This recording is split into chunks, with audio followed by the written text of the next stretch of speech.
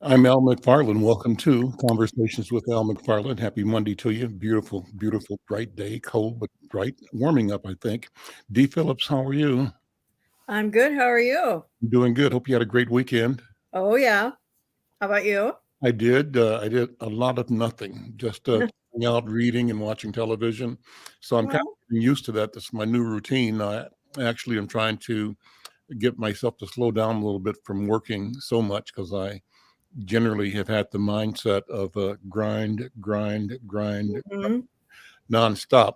And so I'm trying to reorient myself for health reasons, right? To just chill out a little bit. And what I've been doing this past weekend and where the holiday weekend was, I think about all the stuff that I could do. Then I Yeah. decided not to do it. you Yep. know and so in deciding not to do it, I just said just relax, chill out, watch some television, listen to music. I'm reading a couple of books, reading a book by a guy named Rushoko. Let's see, what's his first name? I have to get the book. Runoko is a travel historian. Runoko, I'll think of the last name in a second, but he is an author who travels the world but specialized in trying to identify where Black people existed around the planet. And so the book I'm reading now, it talks about the presence of Blacks in ancient China. And he's done the same thing, looking at Black cultures that existed in Iran, Iraq, throughout the so-called Middle East. Also, a chapter I read this morning raised the question about, the migrations uh, 300,000 years ago of human beings to this hemisphere over the land bridge Mhm. from Siberia into what's now Alaska. And it's fascinating because the earliest two big migrations, one included uh, a group of people called like Australians or Australians who were Negroid or Black Australians. And the second one included they called them diminutive Africans, pygmies, who were the second major wave of the over the millennia, like over many many millennia, into the Americas. And so he's doing the research. So it's fascinating, That just the sounds idea. fascinating. And what it leads me to, Dee and Diana, is just an appreciation that there is scientific agreement that the origin of modern human beings, of Homo sapiens, in fact, Homo sapiens sapiens is the modern human being, is the origin is in African people in Africa. And in Mhm. that regard, everybody alive on the planet today is an African, right? And Mhm. everybody on the live in the planet today is related and comes from a single source, a woman whose body and remains have been found, and whose body and her DNA has been analyzed as the origin of all humans on the planet. That's fascinating. So it Mhm. just makes you look at why we have so much conflict between us when we really ought to figure out a way to have peace. Diana, how you doing? I'm sorry, I'm I multitasking. know you are. I see you working there. Hello, happy Monday. How is everybody? I'm doing great. That's good. That's good. I was just texting you, letting you know Tech is gonna be a little late. He just Hmm. texted me, but no, actually I'm good. Like you said, cold Monday. Sad to see that both cities both had a murder over the weekend, first of the new year, but didn't think it would be that quick. But Hmm. what do you expect? Hmm. But no, I'm good. Okay, okay. What's in the near horizon for Hawthorne? What's coming up?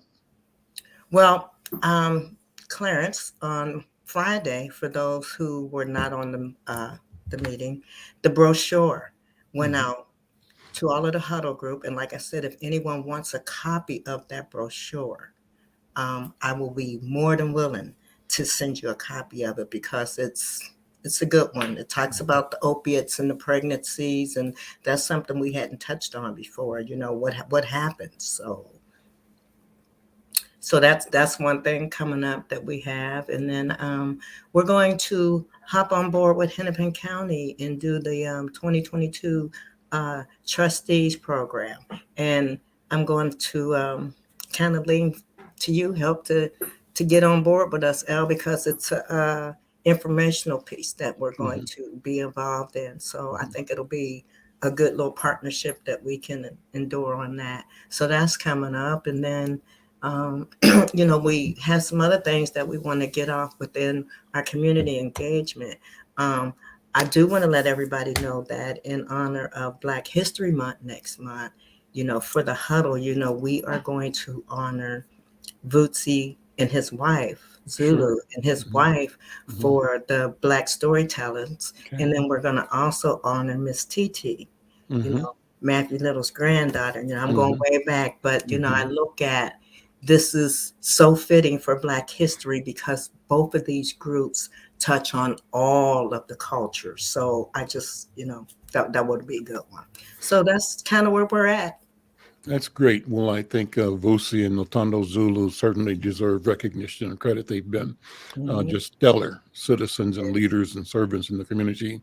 And, they bring just a lot of joy and information through the Black Storytellers initiative that they've created and maintained over the years. And they let us know the power of storytelling, that really it's not just laughter, but storytelling is moving and engaging, and that's a wonderful thing. And then Titalayo Bidiako, a wonderful leader as well. She's actually Matt's Little's daughter. Okay. But their family is a phenomenal family. The Matt Little legacy expressed through Titilayo and through her sisters, all great women and great leaders in community. So that's going to be great. I wanted to ask Dee to take a minute. Dee, I was just so pleased last week when we honored the young people who are associated with the Youth Coordinating Board, right? The youth, what's the formal name of their group? The Minneapolis Youth Congress. Youth Congress. And maybe, Dee, you could spend a few minutes talking about that, because that was wonderful just to learn about it, because I hadn't really fully been aware of all the work they're doing. Yeah, I'm not either. That would be something Diana would probably know more about than I do. Okay, I thought that you were right on top of that. So Diana, go ahead. This is a group of young students, and I wouldn't even call them young students. I would call them young leaders that are getting into the political arena. And they're learning how to make policies and procedures, and they're learning what it is to be in Congress. So they are following those steps, and they go to those kind of meetings with our congressmen, and they learn and they mentor. But it's interesting because they're students from all walks of life, and to learn from one another. I've heard some great reviews that they have put out, and the fact that they just don't work with the locals, they work with students all over. So, the Youth Congress is like something, if you're a senior in high school on down, I would say to maybe about the 10th grade, I would get involved, especially if you're trying to get into the political arena where you're learning policies and procedures and how to do a bill, Sure. Well, especially since civics doesn't seem to be taught very much in the schools anymore. No, sir. Yeah. Well, we need unfortunately. I see our friend Tekken Zia Aida is here. Tekken, how you doing, man? I'm doing well. Are you inside the Skyway or outdoors? No, I'm outdoors. Monday is laundry day, so I try to get it all in, and whatnot. I'll probably be here for a second, then have to leave, and then I'll come back. But I'm doing good. I really needed to, take I don't know, maybe 2 months or something like that, just to myself after the November elections, and just kind of reassess and heal, and kind of deal with myself and stuff like that. So I'm feeling much better and a little bit clearer, and I'm happy to be with you guys again today. Well, happy to see you. You know, you brought so much energy and clarity and conviction to the series of discussions we had on Mondays regularly leading Yeah. up to the election. So I thank you for that. And, Yes. you know, you did not win in your bid to be the 7th Ward Hmm. city council member. Those members are being sworn in today, I think, right? Yep. Yep. They So, are. They yeah. are. And so, but I'm glad that you had the time to do some reflecting, and I'm hoping that Yes. we can keep an ongoing dialogue talking about what this city council is doing and what our communities need. Because what we need most of all is that everybody be engaged. Nobody can walk That's. away from it, right? So I'm just proud of you and grateful to you Well, I for appreciate that. yeah, I, man. I appreciate that a lot, and you know, the platform that you offered me, and you know, I agree with you mostly. I think for myself, I Mhm. am going to be a little bit more discerning on who I give my time to, Mhm. and you know, Monday afternoons and Insight News is an organization that I want to give my time to. You know, one of the things that I've realized in this last race is that we black people Mhm. and people of color in Minneapolis can no longer just be satisfied with recognition. Mhm. You know that we have systems and institutions and leaders in our black or of color communities, and you know we just are happy to be or have those leaders and institutions recognized, right? Um, Coming from the background that I came from, sometimes on Mondays it was really difficult for me to sit through the kind of the placation Mhm. that I believe our people and communities here in Minneapolis were receiving from certain candidates, you know, who, in my mind, feigned concern about our socioeconomics and things like that. Um, and some of those people didn't make it in, right? And some Mhm. of them did. And so you're right in that those of us who are going to remain engaged and we're going to collect more, especially the youth, like Diana was just speaking about, who are taking part in this Congress, um, get them involved, train them, show them what's really going on, and then hold these people accountable, specifically those who want to come to Insight News and call us all brothers and sisters. Mhm. You know, Mhm. if we're Mhm. brother and we're sister, then we should see the same that your brother and your sister have, Mhm. right? Mhm. Mhm. And results for our community, for our children, for our education, for our socioeconomic upliftment in Minneapolis. And so, you know, moving forward, again, you know, I've pretty much decided to all but step back from all local politics and community activism, Mhm. but you know, to advise and to counsel and to share ideas or what I know with people such as yourself, Diana, and I forget. I'm D. sorry. Say it D. again. D. D. Yes. Yeah. Mhm. You know, I'm still very much wanting to do that and interested in doing that because again, we need to be able to hold you know all these people accountable Well, you know, and I think that's marvelous. And what I loved about your participation is you always said what you had to say. And you never were shrinking from a disagreement. You brought no, the disagreement forward, and I think that's what we need is yeah, a hard, you know, discussion, and we need to clash in a way that is not personal or vindictive, but simply attempts to sharpen everybody's ideas. And yes, in that regard, we win by presenting competing ideas. So that's what you did, and we can do, I believe. You know, yep. yeah. So when you got to take a break, go ahead and come back because I don't want you to get cold out there. Are you okay? It's Yeah, freezing I'm outside. good. Are I'm you good. okay? Yeah. Well, let me throw this out, and it's not political, but it'll come back to politics. I was watching this morning a news panel discussing the life and times of Sidney Poitier. And I throw that out to you as an artist. I don't know if you know anything about him or his career or his work. And Yep. I am not well versed in it, but I have a layman's appreciation for Yep. the pioneering work he did as an artist. And watching the program this morning on at Black Press USA Yep. made me think it's really important that where we can, we talk about him and people like him that have invested both energy and money, their name, their brand into the human rights movement and into decency. And so I wanted to ask you and Diana and Dee if any of you had any thoughts or feelings or knowledge about Sidney Poitier. I've never met him. I've been a fan of his as a moviegoer, and I've watched him, and I really loved it when I saw him get the National Medal of Honor, I think, a Presidential Medal from Barack Obama. I thought that was a very moving and appropriate thing.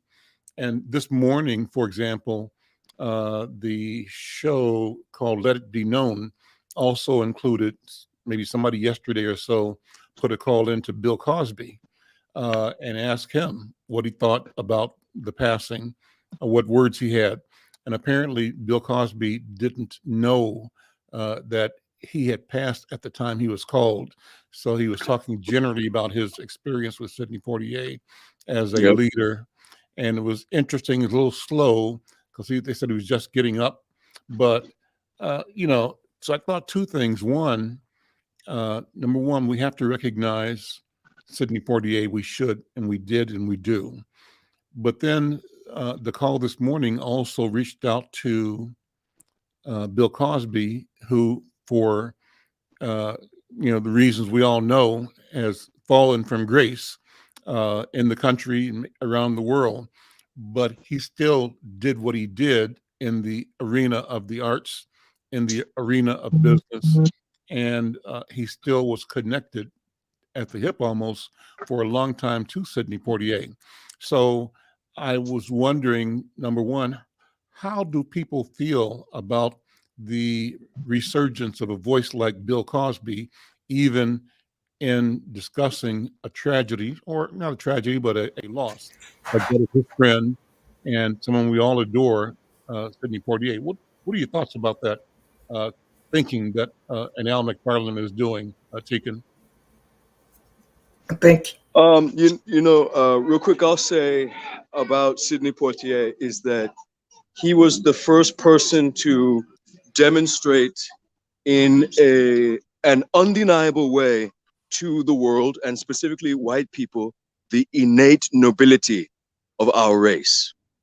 And that, I think, is his legacy. Nobility. You could say that, some of the themes of the movies are antiquated and, this, that, the third, but in their time, they were explosive, right? And, really showed the world the depth and breadth of what it means to be Black and to be a Black man. And so I think for me, I would say that is his importance. And with regards to Bill Cosby, I think the lesson for us is to never throw stones and never point fingers, right? I remember back in the day in the 90s, maybe even in the 80s, Bill Cosby was always reprimanding the race. He was. And telling us how to act and how to be and how to do all this. And look what happened. I'll also say, and then I'll pass the mic, is that when you diverge from that nobility, and we all do it, I've done it, many of us do, that I was speaking of with Sidney Poitier, you can get caught up. I remember even in the reruns of Playboy at Night, and Bill Cosby was right there in the Playboy Mansion during the sexual revolution, when everybody was giving people pills and this and that and the other thing. And, maybe he let his fame and his access to and proximity to whiteness and all of that go to his head. He even made jokes about it. I believe he was on one of his shows talking about how he seduced women was by giving them pills. So he Yeah. admitted it publicly, and that's really out there Yeah. over, yeah. Yep. And so, you know, uh, we're still learning. Mhm. It's only been, I don't know, maybe 60 years since the race en masse has had this kind of access. And so maybe we haven't really known how to, do all that or something. Mhm. So Mhm. I don't know. It's his Bill Cosby's a real interesting one. Well, and it leads to another question, and that is the question of what happens when we fall from grace in our community. And a comment that I can make is that even in the local scene here, when I used to see politicians either get in trouble or make missteps, bad steps, and when a black politician uh, uh, fell out of grace, disgraced himself, herself, did something that was inappropriate, even illegal, the sense in the community was that this person is done forever, dead, period, right? In the black In the community or black in the community, even okay. in the black community, but certainly at the direction of the white community. And whether Mhm. whites said it or not, black people in leadership would say, this guy really is bad news and we cannot, entertain him or abide him. I think that's changed over the years, but that's the way it used to be. And so the question is, how do we find, or do we, or can we find redemption? What's the right word? Restoration for those that have failed our community, failed humanity. So let me ask Diana and Dee what your thoughts are. First of all, talk about Sidney Poitier. If you have a thought or a feeling or observation or a story about watching his films or the messages, and then talk about this question of not so much Bill Cosby, the person, but the idea of Cosby being called to tell about his testimony of being a colleague of Sidney Poitier. What do you think, Diana? Well, I kind of grew up watching Sidney Poitier, and I was very impressed that here was a mixed man, should I say, who came here and did what he did. Mm-hmm. Because everybody back then did not get a break, should I say, in the acting world. Black people you just didn't get that break. You just was not there. So I really admired him for how he carried himself and did what he did. Mm-hmm. I can say honestly, he was a great leader in what he was doing. Author, I mean, great father. He had 6 wonderful daughters, 2 marriages. So I mean, he was he was humanity. So I don't, I see him gracefully. Mm-hmm. Bill Cosby, as you say, he sat on that pedestal at one particular time in his day. Mm-hmm. But like you said, look what happened. Mm-hmm. But there again, you still have to give the man the benefit of the doubt. He served his time, and I don't think that he should be rejudged. Now is the time. How do we build him? How do we heal him? With Bill Cosby. And what was the other one that you wanted to know about? That was it. It was Bill Cosby. Just the concept of what happens when people fall from grace in a community. How do we? Is there a path for restoration?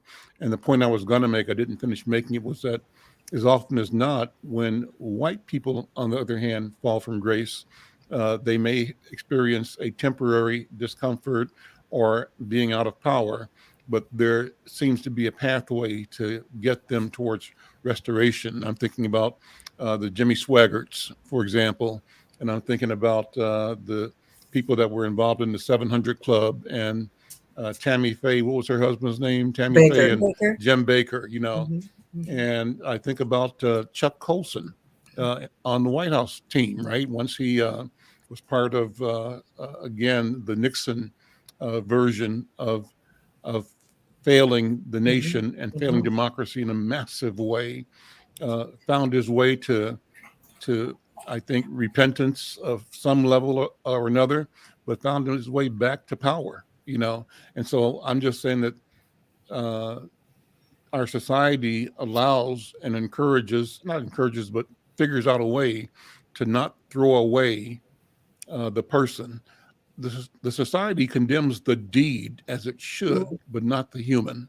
But I think too often we allow ourselves and society to encourage us to condemn the human rather than to condemn the deed. That's my thinking. Dee, what are your thoughts? Well, yeah, I have to agree with you. Bill Cosby, for example, can do despicable things, but that doesn't negate the fact that he was the first to do some things. He did some good things. The bad can't outweigh the good, or the good effect that you had. We have to recognize that people are fallible. We make mistakes. We do things wrong, but that doesn't mean that we didn't do some good. We didn't have some good effect. That it's, it's like taking the name Patrick Henry off of the high school or taking down statues.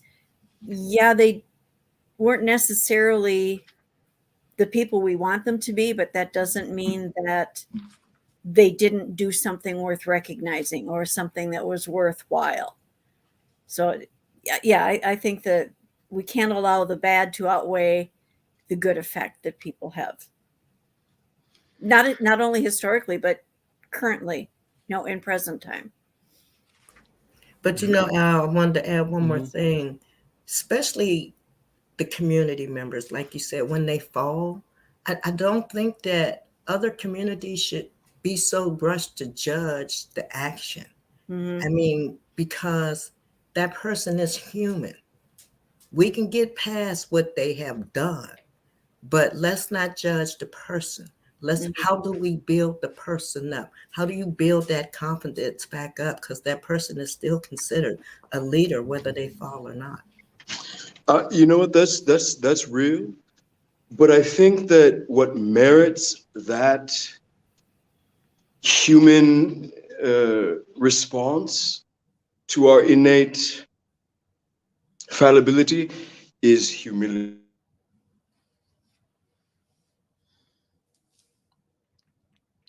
We lost you for a second there, Ticken. Now you're back. Yeah, we lost you for a second.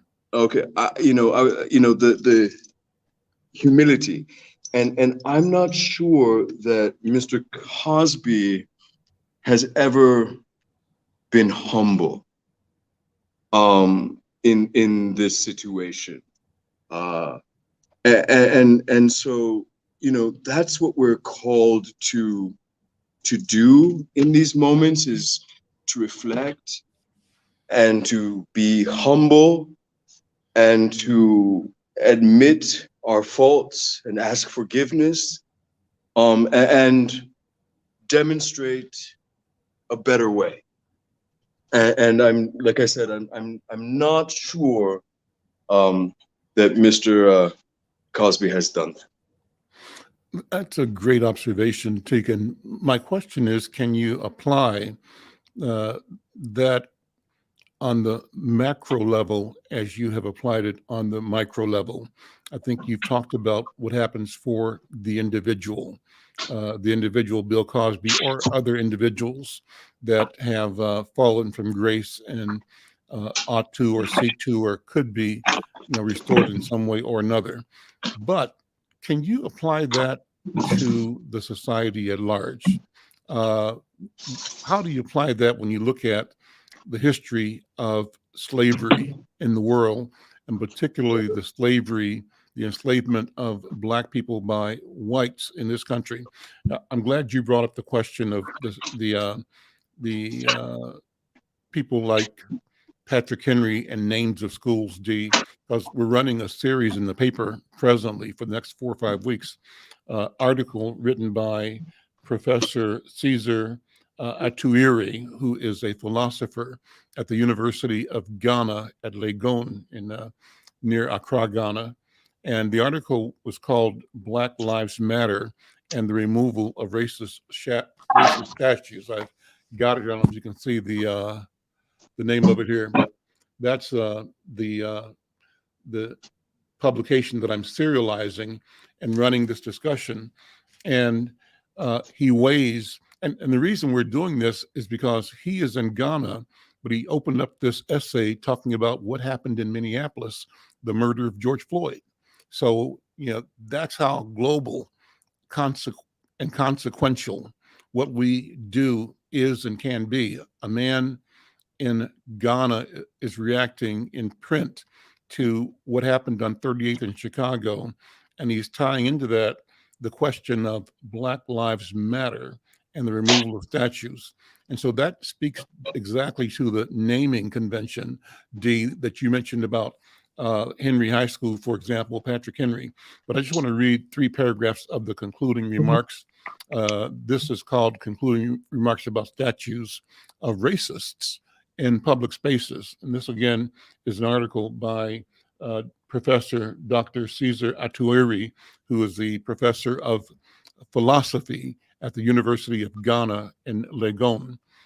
We're serializing his comments. They're really well done, well written, provocative, make you think about it. And I think fair and balanced. He's not knee-jerk in any way.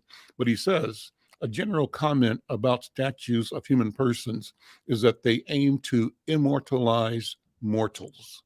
Yes. They do this by keeping the mortal alive through a legendary narrative. When that memorializing runs into difficulty, the project of immortalization of the person also enters into difficulty. The person may be condemned to a second death, the death of a legend, Bill Cosby, right? Whether the second death requires the statue memorializing this person to be removed from public space is a question that has to be agreed upon through dialogue, not through imposition or vandalism. The public sphere should be a place in which all the members of the community can feel at home or at least represented. If the story told by public space is skewed, this story can be corrected by complementing it with other stories or by removing those elements that are in full contradiction with who we are or aspire to be as a society. Last paragraph. The task is to create the space needed for constructive engagement and dialogue. Black Lives Matter is an occasion, a kairos, to finally commit to engaging in that dialogue about racism and the residual effects of slavery that has been pending for centuries. In the meantime, the statues may remain. Many have been around for decades, and a year or two longer wouldn't make a difference.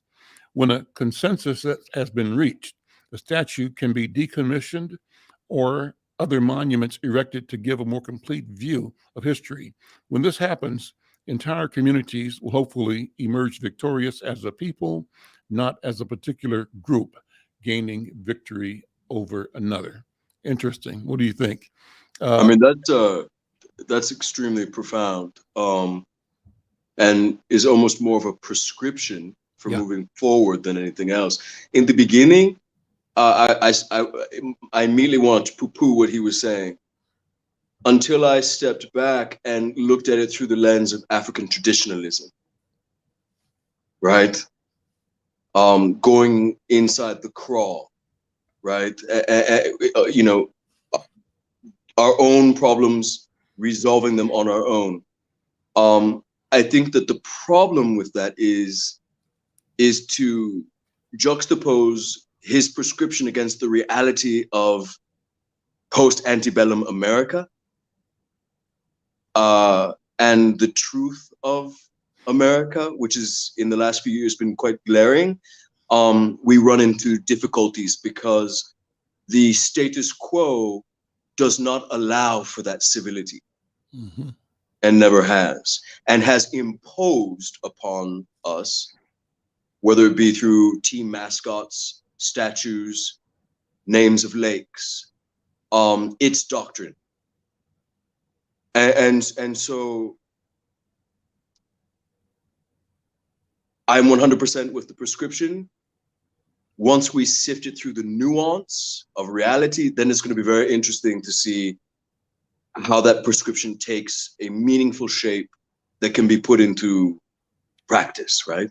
It reflects a certain intentionality. Yes. A planful approach, examination, discussion that is inclusive, that brings people's, both their passion and their best ideas, their best arguments into a public space for determination of how public spaces can and should be used. So in the case of Henry High School, for those who are not in Minneapolis, is named after the patriot, Patrick Henry.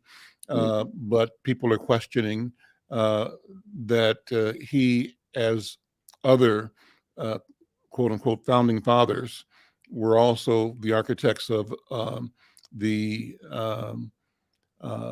American slavery, or the accommodation for American slavery, whether they were slaveholders or not. And Dee, what are you hearing in the community about why or whether the name should be changed? What are the arguments that surface?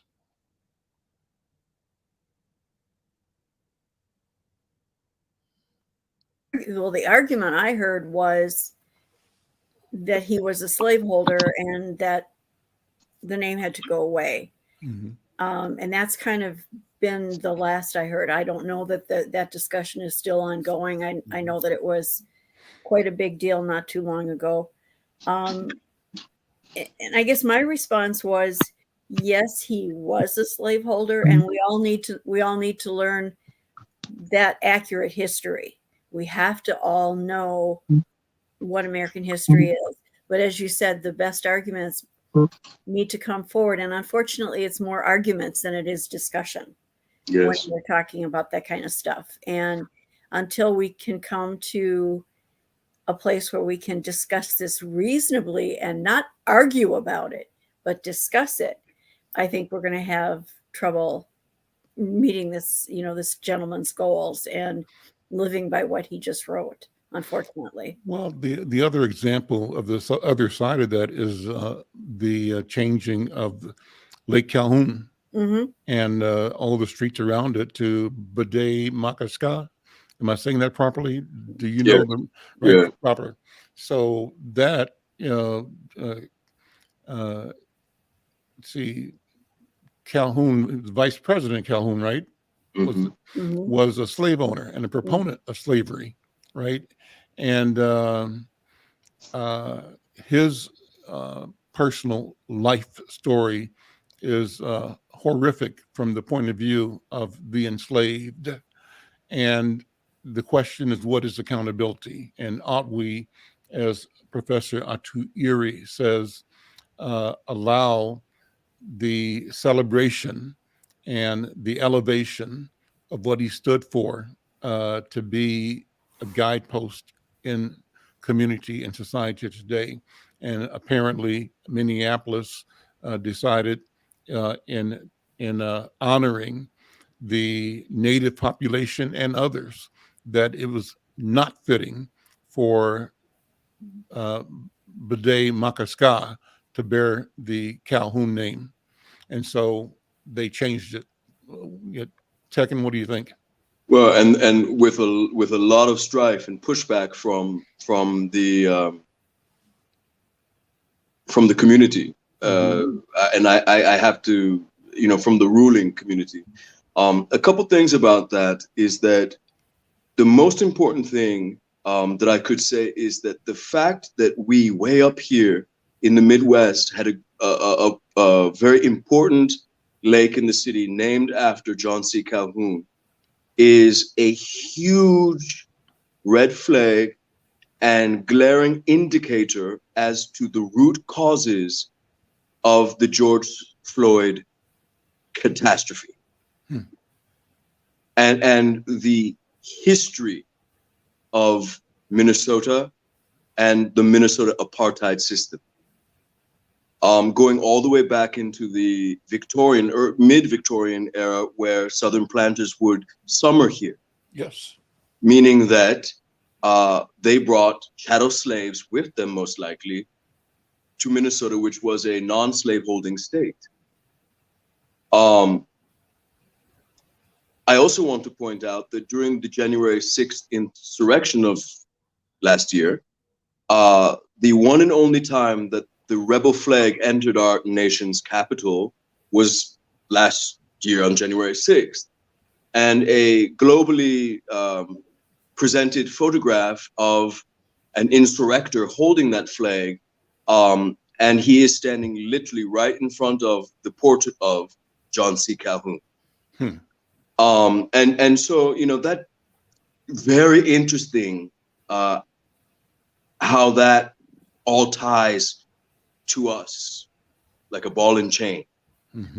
The last thing I'll say is that I attended an event with now City Councilwoman Latricia Vita a year or two ago. And it was about all of this. And there was a woman there who was just in an uproar about the fact that Bade Makaska sounded like a bidet. You know, and you know, she was just, and it was so interesting. I didn't say anything, but I was like, well, of course. The French voyageurs came to Minnesota where they saw beautiful Native American people bathing in lakes. They saw cleanliness, holistic living, and health beyond any comprehension of European minds at that time. And when they went back and actually started to put running water and lavatory systems in the Palace of Versailles, they called it a bidet because the Native Americans had washed themselves in these beautiful, clean lakes in these new territories.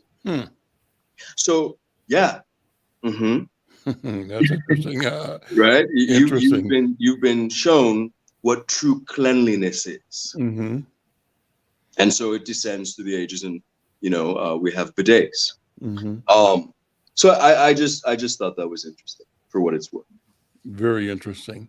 And it talks about cultural hegemony or cultural domination, and that is a challenge. Another one of the programs we did, we had a program on one of my Thursdays with the professor, Professor Caesar Atuiri, along with I think Yusuf Mjini and Kamal King, the attorney from Atlanta.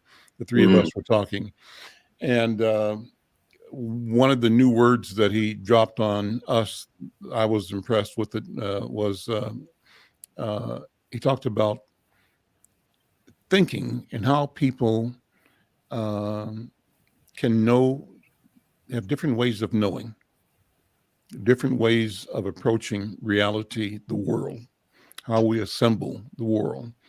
And he said, you know, the idea of a universe in and of itself is a construction that implies oneness, and that the oneness is infinite and non-divisible. But he said, let me offer the idea of the pluriverse. I just hadn't heard that before, but it makes all the sense in the world. And the pluriverse being plural, many, rather than one. And the suggestion is that as we elevate, as we grow, we have to learn to acknowledge that there are many, many competing, coexisting ways of knowing, ways of seeing, ways of assembling reality, and that it's also possible for these to exist and coexist, and that they can negotiate the truth of each one without dominating or destroying the other. And the practice in the past millennia or two has been my way or the highway, right? Yeah. If you can't see it the way I see it, you are an existential threat to me. And to say that you are an existential threat to me gives me the permission to destroy you. Yeah. It makes my intent and my experience of annihilating you acceptable, right? But that can no longer be acceptable. And, I think that what is reflected in the January 6th was a retention of that feeling, that thought by the separatists, I call them, or the white supremacists, I can call them that as well, that still believe that they have an entitlement, a right to determine what the world is and who owns it, and that they themselves are the owners of creation and of the world and of the idea of what America is, and that anybody else outside of them they see as a threat. And all of that to me, Diana and Dee, means that we're in for an exciting ride, I think, in 2022.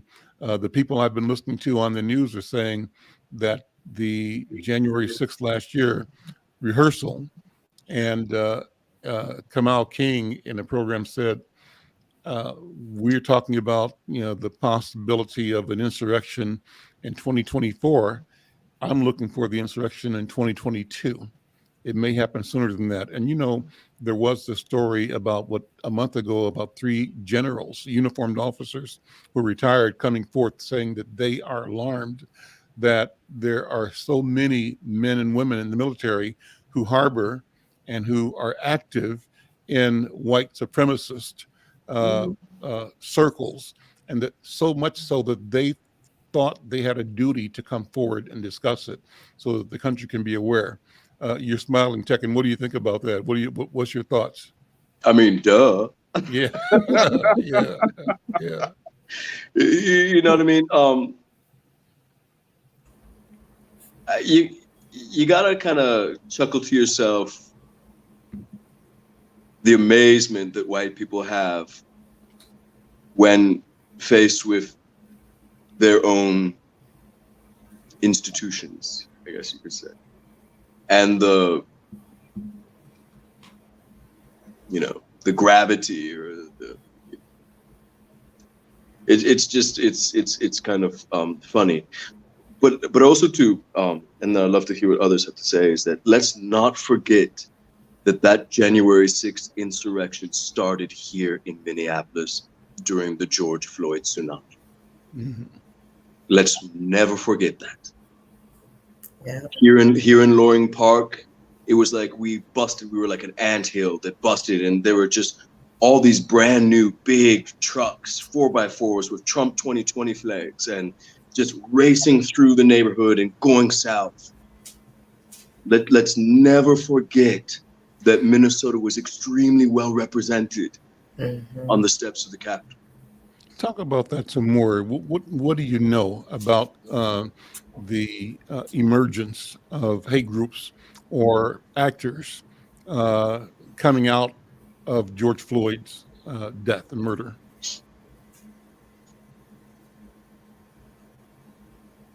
I mean, that's a fully, I was just even thinking the other day that one of the reasons I may have lost my race was because of my reaction to that few weeks and what I said publicly.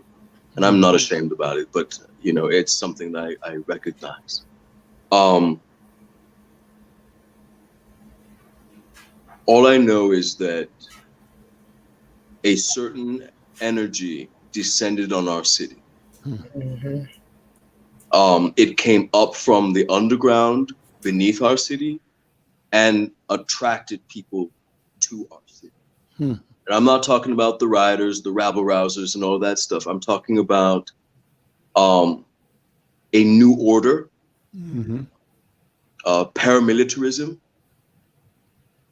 There are many cities. Bemidji, Minnesota is one that during our rioting was taken over by Ku Klux Klan-ish insurrectionist. No, I didn't know groups. Yes, and were sometimes led by sitting state legislators. We saw many big business people flock to the Oval Office. And again, here on the ground, you know, I don't know about over on the north side, even though I know that people were battling off white supremacists from trying to burn down Broadway and things like that. Yep. People were fighting people, you know, off of over Victorian University when they were trying to torch the best steak. Now, nobody in the hood's going to torch the best steak. You know, we saw people who were not from here, who don't dress like us, who, you know, didn't move like us, and they were doing some real insidious stuff. Yes. And you know, in addition to the big Trump 2020, big American flags, it was like 4th of July for a certain segment of society while our cities were burning and our youth were in uprise. And that's the piece that hurt. Our youth suffered doing that. They really did, because they never experienced or seen anything like this. They never even read anything like this. And that's the piece that really hurt it. Yep. You know. Yep.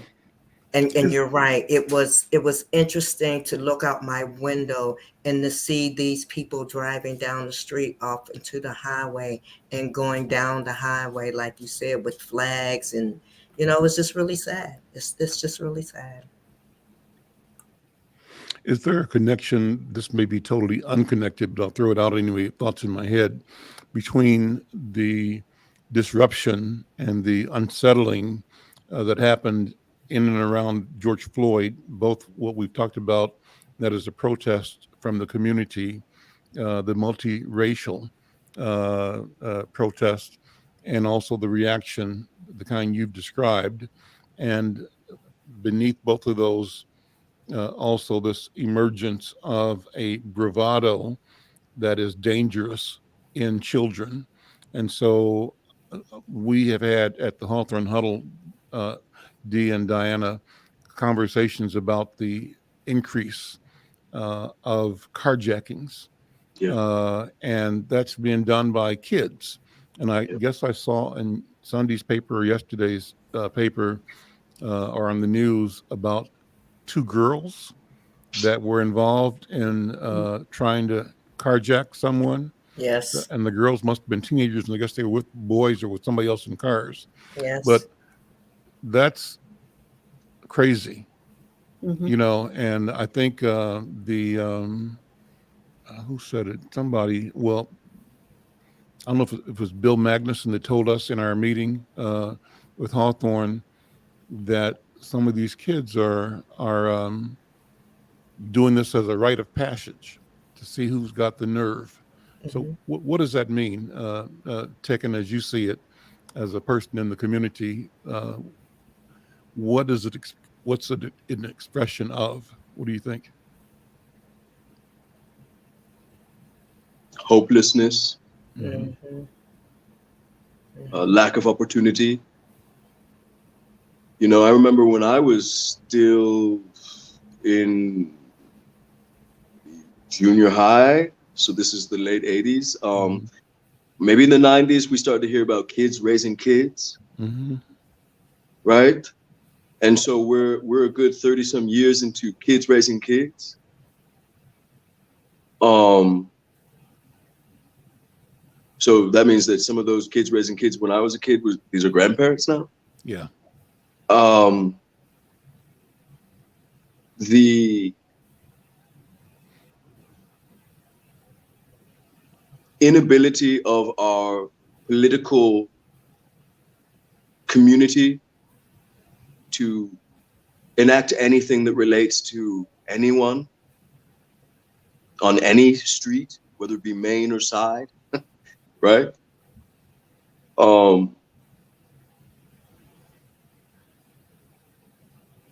And the breakdown of American education,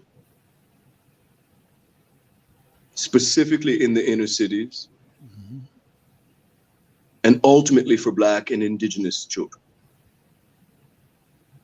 Because that's laid the groundwork for our Black and Indigenous children to be led over the edge by white kids from Brainerd and Indianapolis Mhm. and Northern Iowa And Wisconsin. and Wisconsin. Yeah, yeah. Hmm. Well, And, listen. and you know, and so all of this, I think, gives us great cause to look at our DFL and really ask some questions and make some bold and strong statements. What do you think about the three members of the Democratic Socialist Party succeeding in getting seated on the council? When I met Robin Walmsley Warlova Mhm. 2 summers ago or something like that, I was introduced to her through some socialist friends. I'm not necessarily a socialist, but I'm peripheral to a lot of these types of people. I recognized her as the truth. Mhm. She's gonna have a lot of challenges, especially because Minnesota progressives can really glob on and wipe off on you and pump you full of stuff. But I recognized her as the truth. And I remember sitting with her, and I think I had said something to her like, you know, if anyone's not going to make it, it's going to be me. But some of you others, you will make it most likely. Mm-hmm.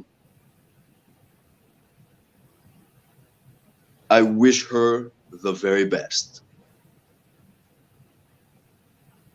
We're out of time. Thank you so much. Great conversation, Tekken. Please come back as often as you can on Monday. You know, what I want to do is be able to create a space where people can look real time at specific decisions being made and by whom, and develop the comfort level to say names and point out actions and show the vote, you know, and ask the voter to come back to the people and explain what they did and why, and to explain, did they know the consequences or did they care if the things that are decided end up not supporting the interest of our communities or our people, our neighborhoods. So I think we're on the path, and this was a great beginning. Tegan, thank you so much, brother. Good to see you, man. All right. Diana and Dee, my partners, thank you so much. I'm Al McFarlane. We'll see you next time. Take care.